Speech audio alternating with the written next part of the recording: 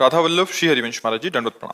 गुरुदेव भगवान, 3-4 माला नाम जप के पश्चात मन स्थिर हो जाता है, बाहरी सब कुछ रुक जाता है। 10-15 मिनट के लिए न माला गिरती है न शरीर झटका लगता है। कभी कभी आभास होता है कि नाम जप चल रहा है। गुरुदेव, क्या ये निद्रा अवस्था है? इस अवस्था को नहीं, निद्रा नहीं कहते, इसे तंद्रा कहते हैं। निद्रा नहीं कहते, इसे तंद्रा कहते हैं। ये भी विक्षेप माना जाएगा। ये कोई भागवती की स्थिति नहीं है, इसे विक्षेप माना जाएगा। इसको सुधारना चाहिए। ऐसी स्थिति में खड़े हो जाना चाहिए, टहलने लगना चाहिए। ये कोई भागवती की स्थिति नहीं है। भागवती की स्थिति में जागते हुए चेतना शून्य भगवदाकार वृत्ति, जैसे हम स्वप्न में होते हैं और चेतना देह की नहीं होती। वो स्वाप्निक शरीर की कल्पना में, तो ये कल्पना नहीं होती है, सत्य में होता है, क्योंकि सत्य स्वरूप भगवान का है, तो उसी में वो स्थित है और उसे बाह्य शुद्ध नहीं है। ये बड़े महापुरुषों की होती है जो बहुत अच्छे साल।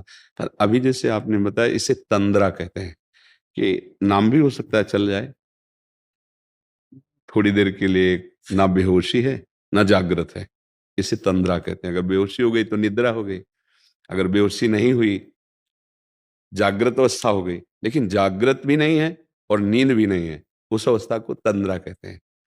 और यही अवस्था चेतनात्मक सावधान एकदम, तो वो अवस्था तुरीय अवस्था कहते हैं। न जागृत न स्वप्न न सुषुप्ति, उसे तुरीय अवस्था। पर वो बहुत अच्छे जो उपासक हैं उनकी वो कुछ क्षणों के लिए, जो निरंतर हैं तो सिद्ध पुरुष हैं, लेकिन कुछ क्षणों के लिए आती है ऐसी कि बाह्य शुद्ध विस्मृत और जिसका चिंतन करे उसी में तदाकार। तो ये थोड़ा टहलो उस समय, बैठ करके ना, थोड़ा टहल करके उसको कर लीजिए, नाम जप कीजिए।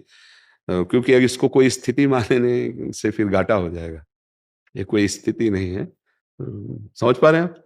हाँ, कि इसको आपको लगता है कोई स्थिति है, ये तंद्रा है, ये प्राय हो जाती है। तो स्थिति पे आने के लिए इसके नाम जप का अभ्यास चलते फिरते उठते बैठते ऐसा करना चाहिए।